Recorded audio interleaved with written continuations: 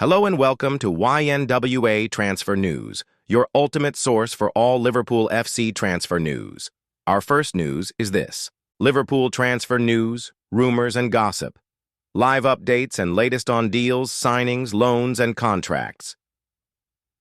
Slot hints. Liverpool may not need Isak. Liverpool head coach Arne Slot has hinted his team does not need another forward this summer. As the club continue their pursuit of Alexander Isak, the Reds have seen a lot of change in their forward line with Darwin Núñez and Luis Diaz leaving the club, as well as the tragic passing of Diogo Jota. The club have recruited Hugo Ekitike in the center-forward area, but Slot still believes they have two players for each forward position, even if they do not sign the Swedish striker. "It depends how you want to look at it," said Slot. "If you see Florian Wirtz as an attacking option as well, you can make it 5 forwards available. Yes, we've sold Darwin, we've brought in Hugo, Luis is gone, but maybe you can see Florian as his replacement. Then you have Jeremy Frimpong who, when he is fit, is definitely an option to play as a winger as well. So then we end up at 6. We have 6 players who can play in 3 positions. I would consider Florian in more games for that position. There were games last season, Manchester City away and Villa away, where we did play with an extra midfielder. I think Curtis, Jones. It depends not only on being an extra midfielder, but also the tactics and how the opposition line up." Slot. Newcastle are much more than Isak. Arne Slot speaks exclusively with Sky Sports' Pat Davison about Monday's highly anticipated meeting with Newcastle and the situation surrounding transfer target Alexander Isak. Slot. Chiesa is a totally different player to last season. Liverpool head coach Arne Slot has seen a totally different Federico Chiesa from 12 months ago and believes that was reflected in his game-changing contribution off the bench as they opened their Premier League defense with a victory. The Italy international endured a difficult first season at Anfield, as fitness issues restricted him to just 14 appearances, but he has already made a significant impact this season, scoring their crucial third in the 4-2 opening night win over Bournemouth. "I see a totally different Federico now than from large parts of last season," said Slot. "It is completely normal because he missed out on the whole preseason and then came into a Premier League rhythm in terms of the amount of games and in terms of intensity.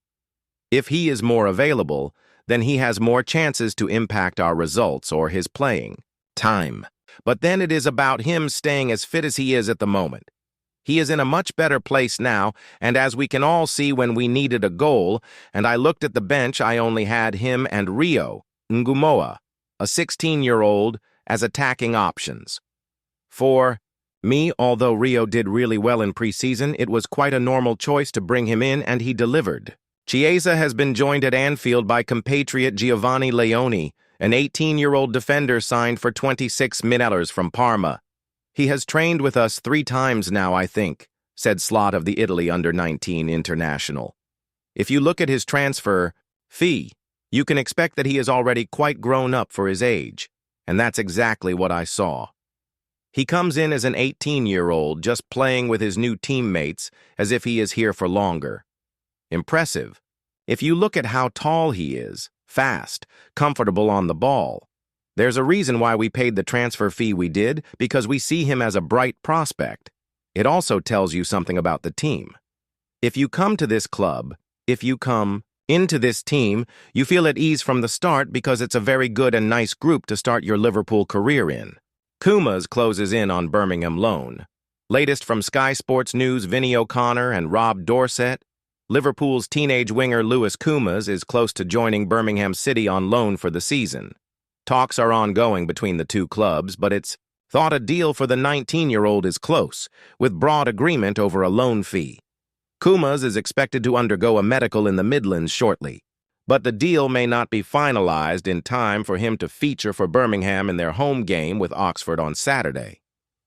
Alexander Isak alternatives considered as Liverpool transfer deadline set for Plan B.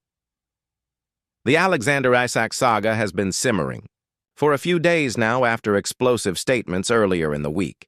The talk will undoubtedly ramp up again in the build-up to Liverpool's clash with Newcastle United on Monday. As much as the Reds hold an interest in the on-strike striker and he's keen on the move, it still feels like a lot needs to happen before a deal gets over the line.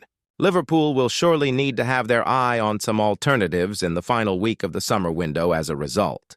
With that in mind, we asked our writers what player or players they would look to land should Isak remain at St. James Park beyond the deadline. Paul Gorst. With Monday evening leaving Liverpool with a week left of the transfer window, time is of the essence if Arne Slot and sporting director Richard Hughes are to finish an exciting history-making few months of player trading with a flourish. The problem is, the object of their affection, Alexander Isak, is currently in the clutches of not only Newcastle United but their owners, who are the Public Investment Fund of Saudi Arabia. You get the feeling from the endless quizzing on it that Eddie Howe might like to wash his hair of the problem and reinvest a potential British record sum back into the squad at St. James's Park. As he has said on a number of occasions now, however, that decision is out his hands, leaving him with little choice but to talk up the prospect of reintegration for the YNWA Isak. What other option is there for Howe just now? But if the Saudi Arabian owners are intent on trying to save face, by cutting off their nose to spite it, then how much longer do Liverpool let this impasse drag on from their end? They are not able to call many of the shots here. Slot may publicly dispute this, but the Reds are short up front, having allowed Darwin Núñez, Luis Diaz, and most recently Ben Doak to leave, and while it still feels hugely crass and insensitive. Speaking about Diogo Jota in such terms, the reality is the popular Portuguese, heartbreakingly, is no longer with us. So Slot, Hughes, and CEO of football Michael Edwards might have to deviate to a plan B sooner rather than later. If there has been little encouragement from Newcastle by, say, Thursday of next week, when some wheels need to be put in motion elsewhere, how much appetite is there to test Atletico Madrid's resolve for Julian Alvarez? The Argentina international would be an ideal alternative to Isak. If there is to be a reluctant acceptance, the 25-year-old is out of reach. Alvarez scored 17 goals for Los Rojiblancos last season in La Liga and provides tactical flexibility to go with his international class and willingness to work hard off the ball. There are few viable plan Bs around for the Reds, but the former Manchester City man ticks more boxes than most. Ian Doyle. Every club has a contingency plan, but there is a nagging suspicion Liverpool are intent on signing Alexander Isak and won't settle for anyone else. Whether that's a wise move will become more apparent over the next 9 days. Intriguingly, there could be parallels to the Virgil van Dijk situation if Isak doesn't arrive this summer. After the expected move for Van Dijk before the 2017-18 season was thwarted by Southampton, there were relentless calls for Liverpool to sign another center-back. The club resisted, and sure enough, the Holland international was in situ less than 6 months later. Isak looks like he will come to Anfield sooner rather than later, and there have certainly been signs of Newcastle's resolve weakening in recent days. Might a $130 million deal sort it? It wouldn't be a shock. Liverpool undoubtedly remains short in attack, but the current alternatives aren't massively appealing. Talk of Rodrigo of Real Madrid appears agent-driven, and his reported financial package wouldn't make much sense for the Reds. Julian Alvarez of Atletico Madrid is another name, but the suggestion is he left Manchester City because he couldn't settle, in England and the Northwest in particular. Should Isak not move to Liverpool before the September 1st deadline, it may be that the Reds try again in the new year and continue for the first half of the season with their current attacking options. Don't be surprised if there is no plan B. Theo Squires. Arne Slot has already admitted that Liverpool need a new forward before the transfer window closes, even if he also insists the Reds would boast another depth in attack without a new arrival. But that does not change the fact that the Dutchman had 6 senior international forwards to choose from last season. He currently boasts 4 specialists, with backup Federico Chiesa, a player who barely got a sniff last season.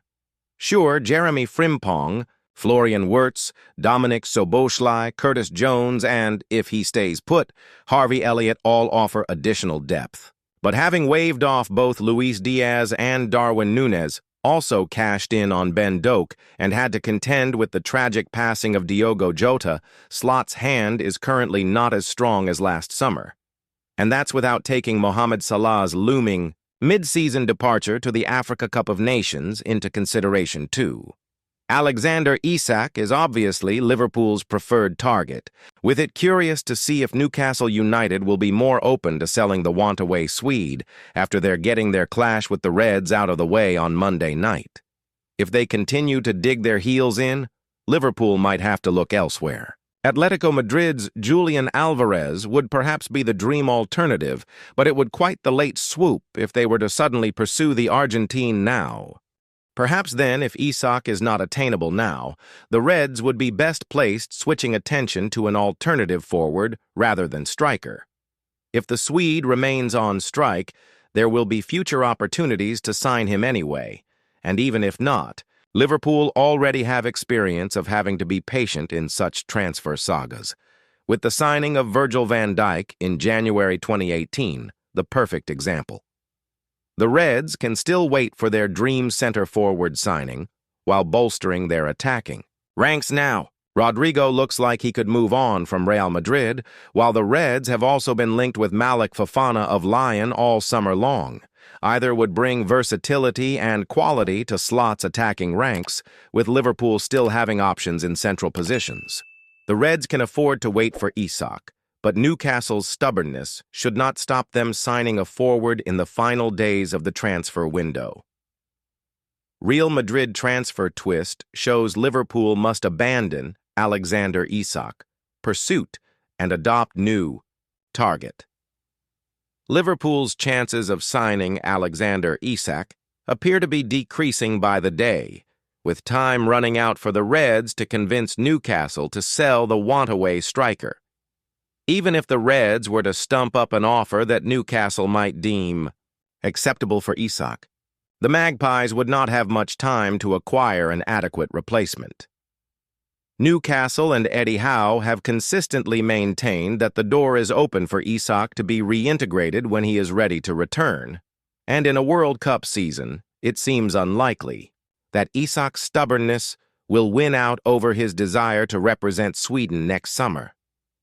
Asked ahead of Monday's game against Liverpool whether he hopes Isak will eventually be integrated back into the Newcastle squad, Howe responded, "Yes, of course. He's contracted to us. He's our player. My wish is that he would be playing on Monday night with us, but he won't be, and that's regrettable. I have no doubt about how the players will feel about Isak returning. They will feel the same way I do. Alex is a fantastic player. He's a good person, a good character, and a good lad. If Alex wanted to come back and play for us, the players would welcome him." While the Isak saga goes on, another interesting saga might be brewing, as Crystal Palace midfielder Adam Wharton is being linked with a blockbuster move to Real Madrid. Madrid's midfield has seen plenty of change over the last couple of years, with the departures of Toni Kroos and Luka Modric. Their exits left behind a talented clutch of younger stars, but for many of those youngsters, their best trait is their athleticism, rather than their playmaking and general guile on the ball. Wharton's tempo-setting performances for Palace have earned plenty of plaudits over the last couple of years, and the expectation is that he will move to a bigger club sooner rather than later. A move to Madrid before the closure of the transfer window seems unlikely, particularly as Palace is under no pressure to sell the England youngster, but were Los Blancos to step up their pursuit of Wharton, it would be interesting to see whether any Premier League clubs might try and intervene. Liverpool is well stocked in midfield at the moment, and even if the Reds do like Wharton, it's unlikely that they would intervene, given Arne Slot has other priorities in the coming days. But that's not to say they shouldn't. Liverpool's midfield looked a tad imbalanced in preseason, and that issue has followed them into the start of the season, and signing someone like Wharton would go some way toward addressing the problem. Thank you for watching. Like and comment, subscribe.